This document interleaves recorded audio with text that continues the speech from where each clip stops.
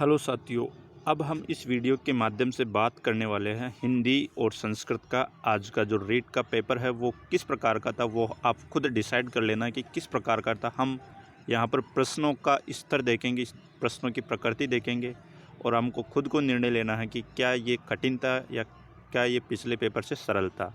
पिछले पेपर से तुलना करने के लिए हम ये सारी चीज़ें डिस्कस कर रहे हैं। पहला है कि कक्षेत्र कार्यक्रम द्वारा श्रवण कौशल विकसित करने में कौन सी गतिविधि सर्वाधिक उपयोगी होती है। कक्षेत्र का मतलब कक्षा से इतर यानी कक्षा के अलावा।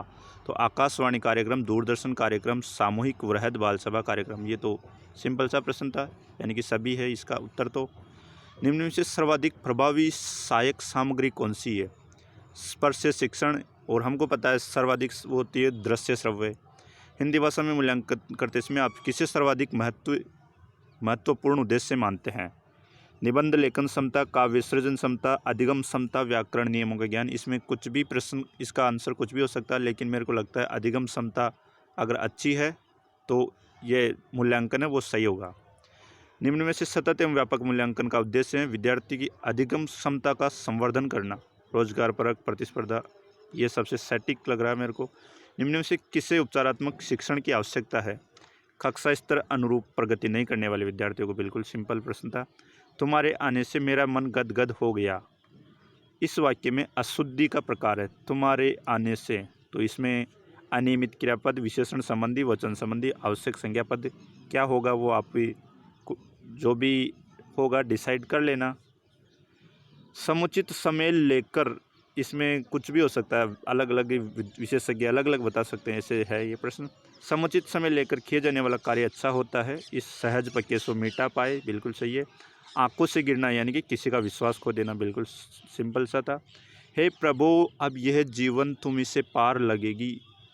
रेखांकित में यह विराम चिन्ह प्रयुक्त हुआ है। विस्मयादिबोधक, ये जो बीच में है ये वाला, ये विस्मयादिबोधक विराम चिन्ह है ये वाला यहाँ पर, तो ये इसका सही है। पूत सिकाए पालने मरण बढ़ाई माई। इस पंक्ति में कवि ने नारी के किस रूप में अभिव्यक्त किया है। वीर रूप है। बिल्कुल।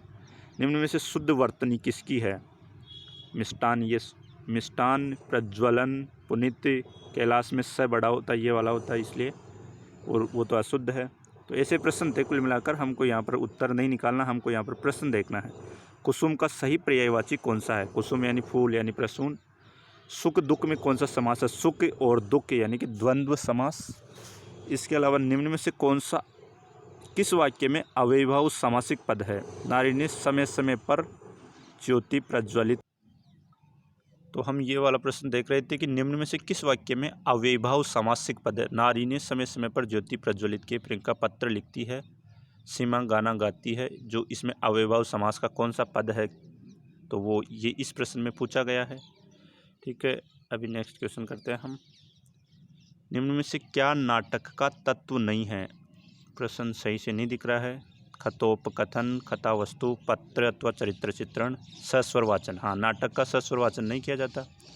निम्न में से किस योजना के पश्चात प्रत्येक इकाई की शिक्षण योजना का निर्माण किया जाता है। वार्षिक योजना। वार्षिक योजना सबसे पहले, उसके बाद इकाई जो भी पाठ योजना होती है उसके निर्माण किया जाता है।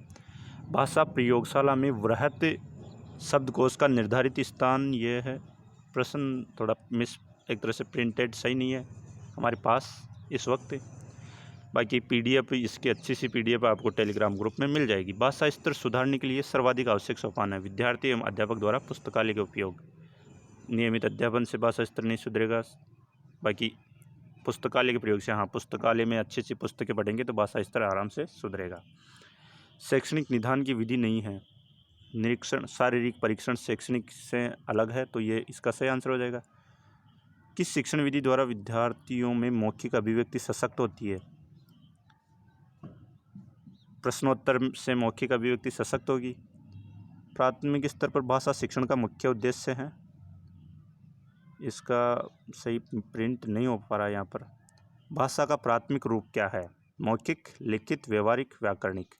क्या होगा इसमें अलग अलग विद्वान अलग अलग बता सकते हैं। कोई मौखिक बताएगा, कोई व्यवहारिक बताएगा, ऐसे कुछ भी हो सकता है। मेरे को मौखिक लगता है यहाँ पर। निम्न में से किससे मौखिक भाषा प्रयोग का कौशल विकसित किया जा सकता है। शुद्ध उच्चारण से, सुलेख के लिए सर्वश्रेष्ठ क्या है? प्रतिलेख, श्रुतिलेख, अनुलेख, इनमें से सभी। तो सुलेख के लिए ये प्रश्न पहले भी आया हुआ है इस प्रकार से। तो सुलेख के लिए कौन सा होगा? प्रतिलेख या अनुलेख, दोनों में से कोई एक हो सकता है। जिजीविषा शब्द का क्या अर्थ है? जिंदा रहने की इच्छा। कौन सा शब्द स्त्रीलिंग है? आशा। बाहरी प्रोत्साहन को अपना महत्व होता है, ये सामान्य वर्तमान का काल का वो है वाक्य। निम्न में से देशज शब्द है? पगड़ी, बिल्कुल सही है। सावन, कत्री, पगड़ी, हाँ देशज। पुस्तक को राजस्थानी में क्या कहते हैं? पोथी। पुराण, किताब, किताब तो एक विदेशी भाषा का शब्द हो गया, उर्दू अरबी का। पोथी बोलेंगे राजस्थानी में। तो ये था हमारा हिंदी का पेपर। ठीक है।